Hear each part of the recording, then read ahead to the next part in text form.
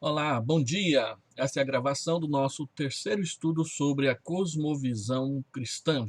Hoje nós vamos falar sobre racionalidade. Nós temos falado sobre cosmovisão cristã, que é a forma como o cristianismo enxerga o mundo. E nesse estudo, nós temos apresentado princípios que foram elaborados pelo Dr. John MacArthur Jr. no seu livro Cosmovisão Bíblica, publicado pela editora Cultura Cristã em 2003. Dr. MacArthur trabalha nesse seu livreto 6 princípios da cosmovisão cristã: a objetividade, a racionalidade, a veracidade, autoridade, incompatibilidade e integridade. No estudo anterior, nós trabalhamos a objetividade e hoje eu quero trabalhar com os irmãos o princípio da racionalidade. John MacArthur começa esse capítulo usando o texto de 1 João, capítulo 2, versículo 21, onde a palavra de Deus nos diz: Não vos escrevi porque não saibais a verdade, antes porque a sabeis, e porque mentira alguma jamais procede da verdade. O cristianismo trabalha em cima do princípio de que a verdade é objetiva e ela pode ser conhecida. Ainda que nós não possamos dominar e conhecer toda a verdade por causa da finitude das nossas mentes, o que nós podemos conhecer não é falso nem mentiroso e é suficiente para nos dar segurança quanto às nossas decisões, especialmente as nossas decisões morais. Portanto, quando João escreve esse versículo, ele está dizendo: olha, não estou falando de nada que vocês não saibam, mas exatamente porque vocês sabem é que eu posso falar a vocês. E mentira nenhuma procede da verdade. Jamais podemos confundir a verdade, ainda que não saibamos 100% dela em alguma situação, com mentira, que é exatamente o engano e o oposto à verdade. Ao tratar dessa questão, MacArthur nos mostra que a revelação bíblica ela é objetiva, ela é racional, ou seja, ela faz sentido perfeitamente. Ela não contém contradições, nem erros e nem princípios mal fundamentados. Não há contradição nas Escrituras. Ainda que nós não saibamos todas as coisas e não possamos entender tudo, às vezes algum assunto é mais difícil do que outro, isso em nenhum momento implica em aceitar que haja contradição nas escrituras. Por outro lado, o mundo pós-moderno rejeita a racionalidade das escrituras, porque é ensinado a glorificar a contradição e mais, dar crédito ao absurdo, como por exemplo, duendes, bruxas, cristais e mandingas, ah, que são trabalhos místicos que são apresentados a fim de angariar bênçãos das divindades ocultas da natureza. Quando nós falamos do pós-modernismo, para eles, ou para o pós-modernismo, o subjetivo é mais importante que o objetivo. Como eu me sinto diante das coisas que acontecem, diante dos acontecimentos, diante das circunstâncias, das situações, é mais importante de entender o acontecimento e o que ele significa realmente para nós. O, o subjetivo, então, os que as pessoas acham e sentem, se tornou mais importante do que o objetivo, aquilo que é racional, aquilo que é coerente, aquilo que tem fundamento lógico. Para o pós-modernismo, acatar o contraditório como verdade é o mesmo que irracionalidade e acreditar em mentiras. Então, esse acatar o subjetivo como verdade é o mesmo que entender que a irracionalidade é a verdade, e na verdade isso é acreditar em mentiras. O cristianismo prega que Deus não pode mentir. Quando nós falamos da revelação bíblica, entendemos que Deus não pode mentir. Paulo, escrevendo a Tito, ele diz: na esperança da vida eterna, que o Deus que não pode mentir prometeu antes dos tempos eternos. A fé cristã é fundamentada na promessa de Deus e Deus não pode mentir. Se Deus mente, então ele não é Deus coisíssima nenhuma. Se nós cremos e ensinamos a fé no Deus da Escritura, é porque ele não pode mentir. É contra a natureza divina abraçar, acatar e praticar a mentira. A Escritura também diz que Deus não nega a si mesmo. Se somos infiéis, ele permanece fiel, pois de maneira nenhuma pode negar-se a si mesmo. Ele não nega a si mesmo para ajustar os seus feitos e as suas obras.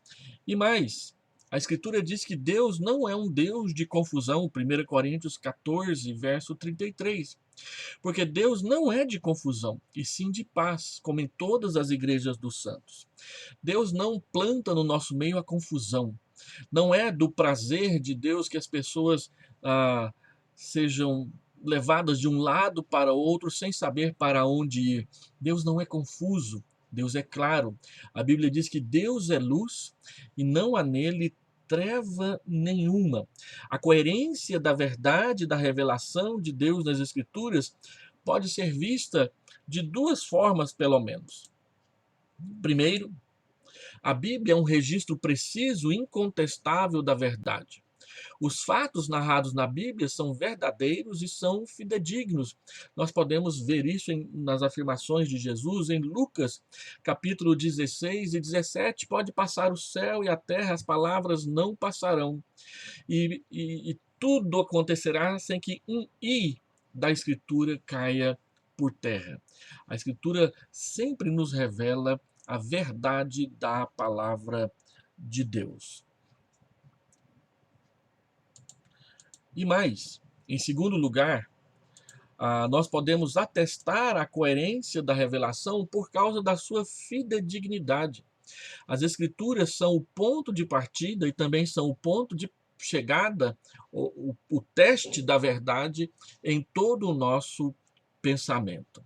Para nós, a Escritura conduz a nossa racionalidade, a razão das nossas defesas, das nossas crenças, das nossas decisões, aquilo que nos conduz e nos ajuda a enxergar a vida e interpretá-la para que nós possamos andar por ela e caminhar nela, é o que está revelado por Deus nas Escrituras sagradas que nós cremos e ensinamos. Logo, é importante entender que a racionalidade das Escrituras não pode ser confundida com racionalismo. O racionalismo é a noção de que a razão humana sozinha, independentemente de qualquer revelação sobrenatural, pode descobrir a verdade. O racionalismo exalta a razão humana acima das Escrituras. Foi no Iluminismo, lá no século XVII, no século XVIII, que as pessoas deixaram de crer na revelação da Escritura e colocaram a razão como a medida de todas as coisas. Então, o que isso trouxe foi insegurança, confusão e esse pluralismo que fica competindo no mundo em que nós vivemos. A Escritura, por outro lado, ela nos traz uma interpretação segura e clara da vida que nos permite nos conduzir na história da humanidade. O cristianismo se opõe ao racionalismo. Não à racionalidade, porque crê que a verdade é lógica, que a verdade é coerente, que a verdade é inteligível. Ou seja, a verdade tem um padrão que se mostra a nós. É possível entendê-la. Ela é coerente, ela não é absurda e ela é inteligível. Ela pode ser compreendida de tal forma que isso nos traga segurança. A verdade não é só conhecida racionalmente, como também não pode ser conhecida de modo algum à parte da racionalidade. A verdade não vem do misticismo e da irracionalidade, dos sentimentos. A verdade, ela se impõe por si só como uma realidade objetiva. Para nós cristãos, a irracionalidade é uma agressão às escrituras sagradas.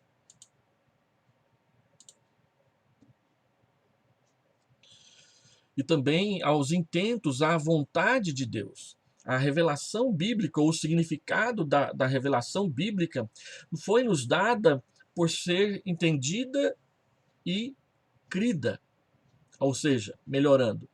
A revelação bíblica nos foi dada para ser entendida e crida, e ela só pode ser entendida dentro dos padrões de interpretação racionais e lógicos. O verbo significa o que o verbo deve significar.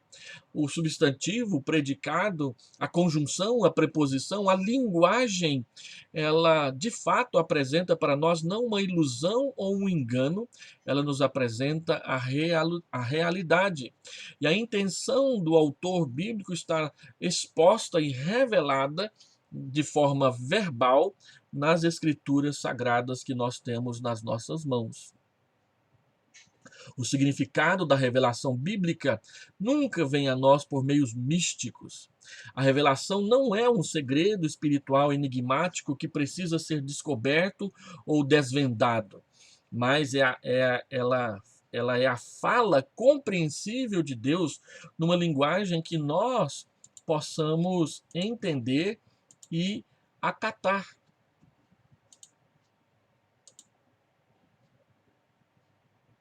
Quando nós lemos Neemias, capítulo 8, versículo 1 até o versículo 8, nós podemos ver que o povo ouviu as explicações do texto bíblico e entendeu o que foi explicado. Todos os que eram capazes de entender, entenderam. O poder da palavra reside, então, no seu significado, não no som das palavras ditas, como se fosse um encantamento ou fórmulas mágicas, como ocus pocus, abracadabra ou sambalachúrias, como algumas pessoas ficam dizendo por aí. Não, o poder da palavra não é liberado simplesmente por dizer, por recitar o texto, mas na compreensão e na obediência dos seus princípios morais ali contidos no que está sendo afirmado para nós e aos nossos ouvidos. O poder da palavra se manifesta assim. Se o texto bíblico não é interpretado corretamente, então o que temos não é a palavra de Deus, mas sim um simulacro humano contaminado de erro. Apenas o significado verdadeiro é a palavra de Deus. MacArthur diz nesse seu livro Cosmovisão Bíblica que não é a interpretação humana que dá significado e sentido à Bíblia, mas o que está dito, escrito na Bíblia, escrito nela eternamente. Por isso, é importantíssimo interpretarmos as Escrituras cuidadosamente, a fim de entendê-la corretamente. E esse processo interpretativo ele é racional, ele não é místico e muito menos intuitivo. Ele tem uma base gramatical segura que nos revela e nos expõe a verdade de Deus. Pelo princípio da coerência interna da Bíblia, nós cremos que as partes mais claras explicam as partes mais difíceis ou mais escuras ou obscuras. O Espírito Santo nos conduz nesse processo, mas nunca ele ignora as nossas mentes ao fazê-lo. A neo-ortodoxia insistia na irracionalidade do cristianismo através do princípio equivocado do paradoxo. Para eles, paradoxo é algo contraditório e irracional. A fé, para ela, é o abandono da lógica. No entanto, os paradoxos bíblicos não são contraditórios.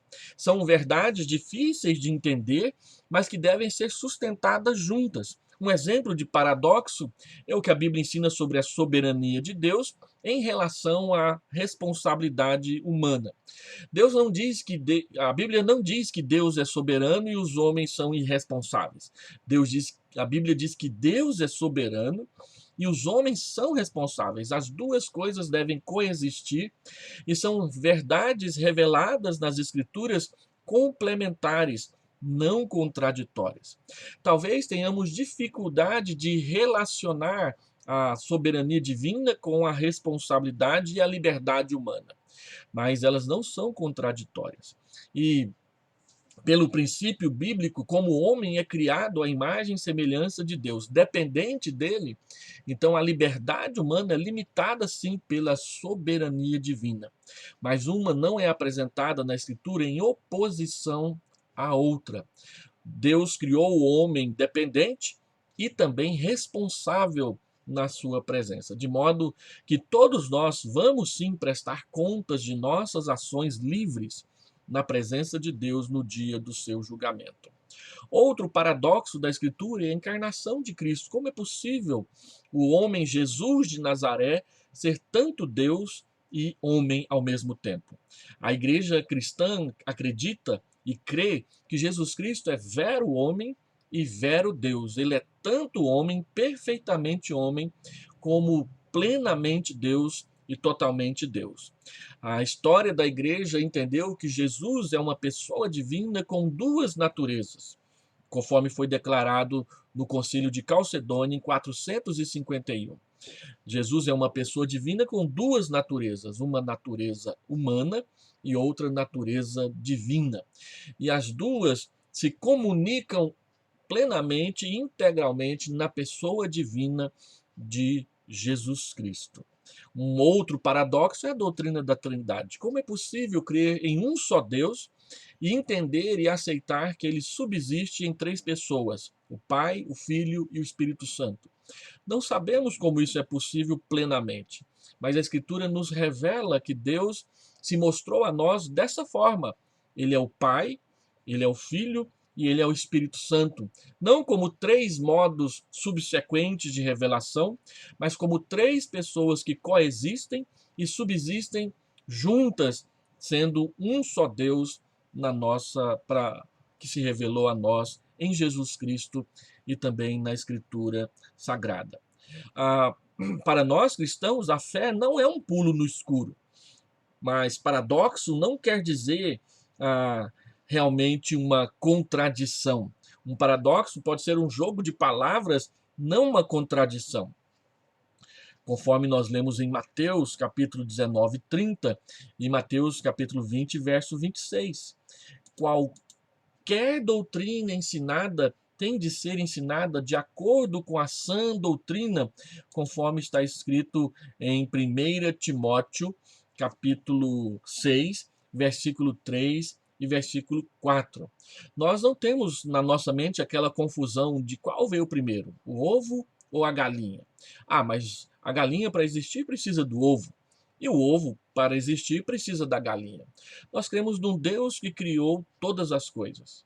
E ele criou de tal forma que hoje nós podemos conhecer, e a quantidade de conhecimento que temos é suficiente para nós estarmos seguros e viver vidas justas, dignas, honestas, baseadas em princípios morais verdadeiros e que se sustentam na presença da humanidade e também na presença de Deus.